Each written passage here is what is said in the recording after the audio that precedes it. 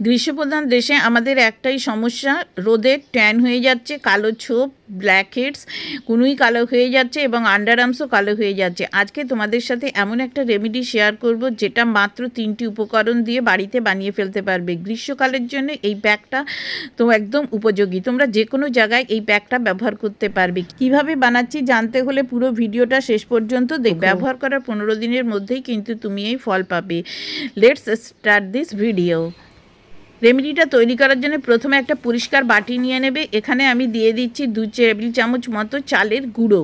আমি এখানে শুকনো চালের গুঁড়ো ব্যবহার করেছি। আর এর ভেতর দিয়ে দিচ্ছি 10 টাকা দামের যে কফি আছে সেখান থেকে হাফ চামচ মতো এই কফির পাউডার। এই 10 টাকার পাউডার দিয়ে তোমরা 2 থেকে 3 বার এটা ব্যবহার করতে পারবে। আর এখানে দিচ্ছি দেখো একদম কাঁচা দুধ, গরুর দুধ হলে সবচেয়ে ভালো। দিয়ে এবারে অল্প অল্প দুধ দিয়ে এর একটা পাতলা একটা ব্যাটার মতো বানিয়ে নেবে। খুব বেশি পাতলা যেন না হয়। যদি তোমাদের কাছে গরুর দুধ না থাকে তাহলে 1 চামচ গোলাপ জল দেবে, আর এমনি প্লেন জল দিয়ে এটাকে গুলে নিতে পারো।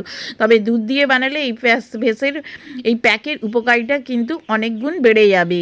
এই দেখো এটি এইরকম হবে। এর সাথে এবার আমি দিয়ে দিচ্ছি 1 চামচ মতো নারকেল তেল।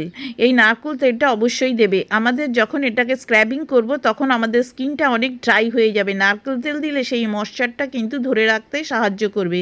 আর নারকেল তেলের বদলে তোমরা অলিভ অয়েল দিতে পারো। অলিভ অয়েল না থাকলে তোমরা একটা ভিটামিন সি যে ক্যাপসুল আছে সেই ক্যাপসুলটাও এখানে দিতে পারবে। দেখো প্যাকটা আমার তৈরি হয়ে গেছে। এবারে যেখানে লাগাবে, প্রথমে মুখে লাগালে প্রথমে যে তোমরা ফেস ওয়াশ ব্যবহার করো দিয়ে মুখটা ভালো করে ধুয়ে নেবে, নিয়ে একটা ব্রাশের সাহায্যে এরকমভাবে লাগিয়ে নেবে এবং একটু পুরু করেই লাগাবে। লাগিয়ে এটাকে একটু ড্রাই হতে দেবে, খুব বেশি যাতে ড্রাই না হয়ে যায়। খুব বেশি ড্রাই হয়ে গেলে কিন্তু স্কিনটা পরবর্তীকালে কুঁচকে যাবে।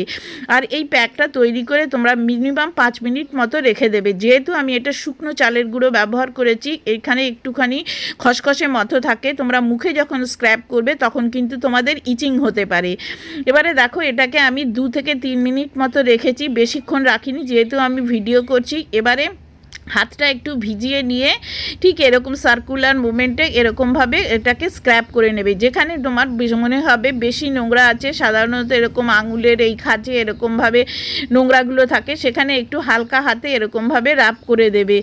দিয়ে এবার এটাকে সম্পূর্ণ ঠান্ডা জল দিয়ে ধুয়ে নেবে। তোমরা এই রেমেডি প্যাকটা 10 থেকে 12 দিন ব্যবহার করলে নিজেরাই এর পার্থক্যটা বুঝতে পারবে। দেখো আমি এইটুকু সময় ব্যবহার করেছি, তাতেই দেখো তোমরা পার্থক্যটা কিন্তু বুঝতে পারছো।